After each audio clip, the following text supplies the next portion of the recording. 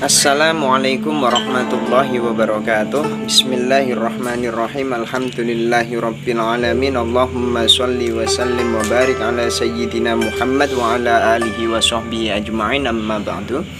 Bismillah. Mumpung santai ini sambil ngopi nyantai, ini saya mau membahas tentang ilmu mengobati sakit batuk. Ilmu yang sangat insya Allah sederhana tapi sangat penting. Caranya sederhana, singkat saja. Caranya, madu Anda bacakan Fatihah 1 kali. Lalu cara menggunakannya, cara minumnya yaitu sebelum tidur. Diminum sebelum tidur.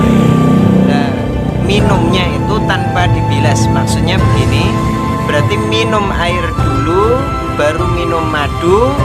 Setelah itu ya madunya dinikmati santai, dirasakan, nikmati santai, enggak dibilas lagi, lalu sampai ketiduran. Nah, insya Allah walaupun batuk menahun, walaupun batuk istilahnya kayak keturunan, tetap diberi kesembuhan dengan sangat-sangat cepat. Wallahu a'lam bishawab. Semoga manfaat barokah. Assalamualaikum warahmatullahi wabarakatuh.